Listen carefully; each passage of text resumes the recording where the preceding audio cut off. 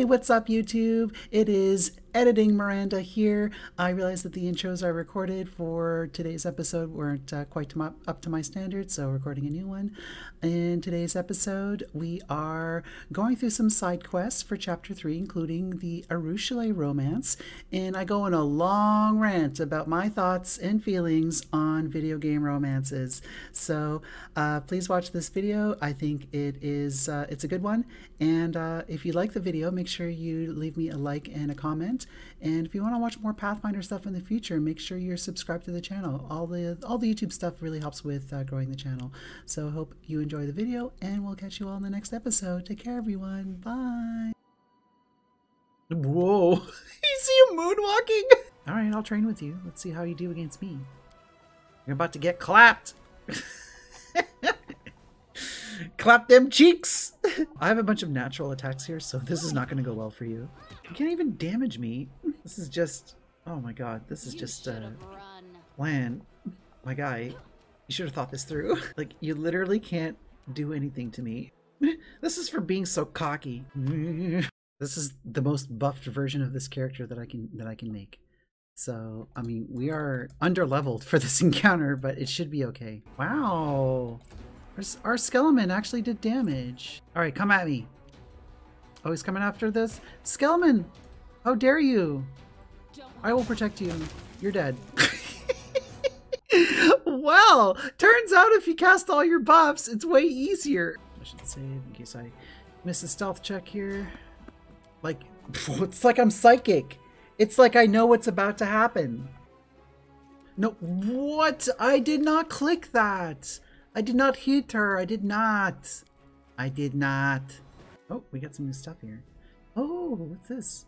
I just came from there. Why are you telling me to go to the ziggurat now? Okay, we're gonna go temporarily become a lich. I'm a good lich, though. I'm not an evil lich. Oh, we're doing it. We're doing it, Peter. Oh, spooky, scary. Oh, I have to change my alignment to evil? What if I don't? What if I don't? Oh, so there's a little blood spot here. Oh, I guess I can zoom in. There's like a little blood spot here, and I thought it was like a little bow tie. I'm just like, oh, that's cute. They put a little bow tie on the horse. How'd they know it was a girl horse? But it was blood. It was blood. I love the sound it makes. I mean, honestly, all the stat buff spells have these really cute sound effects on them. The cat goes meow, and the eagle splendor, it goes wee.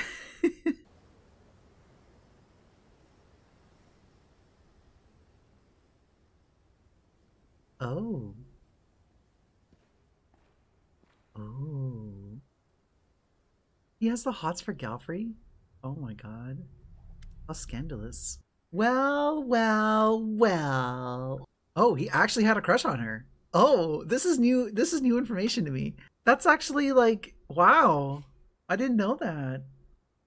That they actually had like a real relationship, because it seems like they hate each other. It seems like he's like constantly trying to get on her skin. I mean, he's talking about like a teenage crush that he had.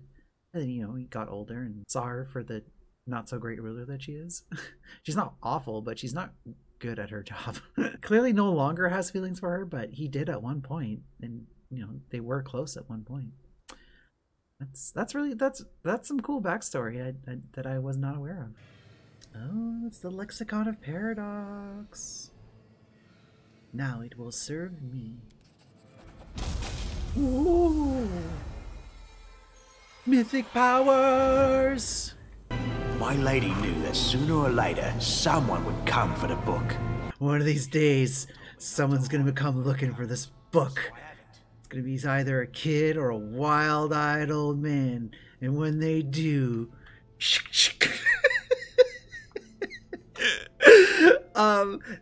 if you got that reference, kudos to you. You are my friend. Mythic levels! So at this level, we're gonna grab Improved Critical. We also get to upgrade our Skeleton friend. We're gonna go with Skeletal Bard. Wow. Wow! Wow! I get all this stuff now. So we're going to take Improve Critical Mythic on Long Spear. So let's do Jace now. Extra Mythic ability is going to be a Last Stand, or we're going to give her Weapon Specialization, Longbow, to Darren more spells. So extra Abundant Casting. And lastly, Brunhilde.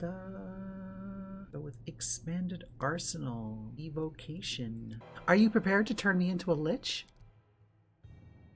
I'm busy. I've romanced her in every playthrough so far.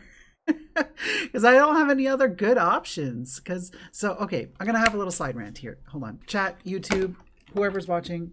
I don't know if this is gonna make the cut, but here's my little side rant. Okay, so the vast majority of video game romances are really bad.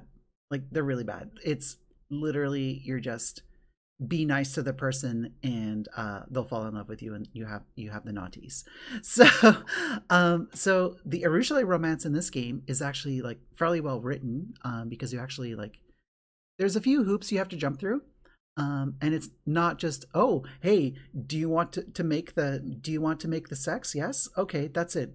No, it's, you have to be very careful with her, but more of a commentary on like these types of games like RPGs, and I'm extending that to like, you know, games like Mass Effect, like any game that has like a companion system where you have dialogue with your companions and you're able to romance some of them. So this commentary extends to all of these kinds of games. If you're gonna do that, honestly, just make every single character pansexual. Like, why are certain romances locked to particular genders? There's not really a good reason for it. And any like, so like some like arguments I can kind of come up with, or it's like, oh well, like it's not realistic in this situation. I'm like, it's a fucking video game. Who gives a shit? Just let us have the romances that we want to have. Like, this is our fun fantasy like escapism. Just let us have the romances that we want to have, even if it's not realistic, even if it's like not super lore accurate. It's not a lot of extra work to do it. In fact, like, there's mods that exist for most of these games that unlock romances for genders that it's not intended for. I think there's one particular case that really fucking annoyed me. Was Mass Effect Andromeda. There was a character there. If I'm using this in a YouTube clip, I will put her picture here somewhere. Her name is Cora Harper, and just by looking at her, she's very clearly like lesbian coded. Like, you know, she's got like the lesbian haircut, and she hangs out with Asari, who are very like lesbian coded. But romancing her is only available to male main characters, and it seems like for no reason either. It just to spite people. Just to spite anyone who wants to play female character and also romance her. So I don't know, game devs, just make every character pansexual. Just honestly, just if you're gonna have a video game romance, even a shitty video game romance, just let any character romance any character if the romance option is available. I mean, obviously, if there's no romance option available, like for instance in this game, like Sela is not a romanceable character for any character. But in this game, like playing as a female character, wanting to romance another female character, I really don't have many good options. My options are Arueshalae, who is wonderful and great, and I really like that romance plot. Wendwag, who's evil, and I never have her in the party. I almost, like, every single time I've played this game, I've killed her. Galfrey, who kind of sucks in my opinion, and the romance option there is only available on certain paths. I think that's it. Yeah, I think that's it for like female options for female characters. So I'm basically like, even though like I love Arueshalae, she's wonderful, it's my only option. I don't want to romance anyone else. So I don't know. I feel kind of locked out. Whereas like if I was wanting to romance a male character, there are multiple options for me. And if I was playing a male character and wanted to romance a female character, like there's other options are available to me that are not available to female character. Yeah, anyways, that's my rant. I wish that you could just have the freedom to romance whoever you want, because these games are just escapism. I don't know how much like real world stuff I want to put into this, but like this is something that's kind of more common with queer people than with non-queer people. But you know, the whole like having feelings or want like falling in love with someone who doesn't have the same or doesn't have the, you know, orientation that makes them available to you. So I'm sure that happens to straight people. I mean, like straight people falling in love with, you know, someone who is gay. I'm sure that happens. But because of how the numbers work out, it's far more common for someone who is gay and for them to fall in love with a straight person. And it sucks. And, you know, like it's no one's fault. You know, you have to be true to yourself. But I don't want that to be in my video game where I can do whatever I want. To just anyways, I've ranted for long enough. This is a topic that really, really riles me up. So for this game, it doesn't bother me that much because the romance option I have available is one that I really, really like. The other example that I brought up earlier, Mass Effect Andromeda, the romance option I went through in that game was one I just kind of settled on. I was like, yeah, all right, this is good enough. And it was very unsatisfying that I couldn't romance the person that I wanted to romance. So Arueshalae wants to talk. Oh, something miraculous happened to her. You're beaming with delight. Aww. Okay, I'll go talk to you at the tavern. What did you want to tell me?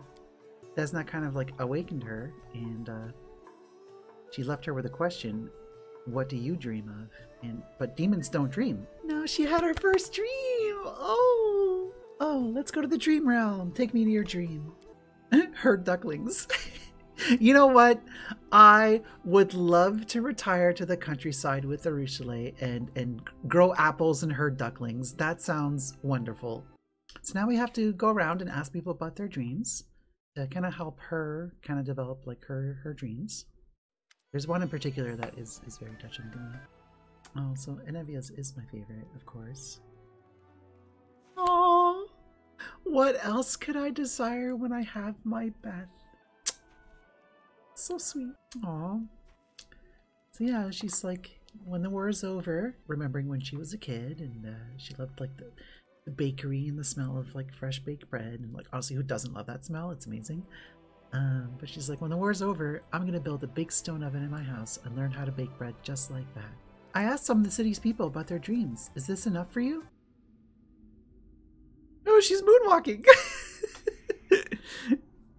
So yeah, this is like the memory of someone that she corrupted in her previous life. Oh, what do we have here? What are you talking about? Oh, she put herself in horny jail. Why are you here? What's going on with you? Please, talk to me. I know it's not easy for you, but I can help if you let me.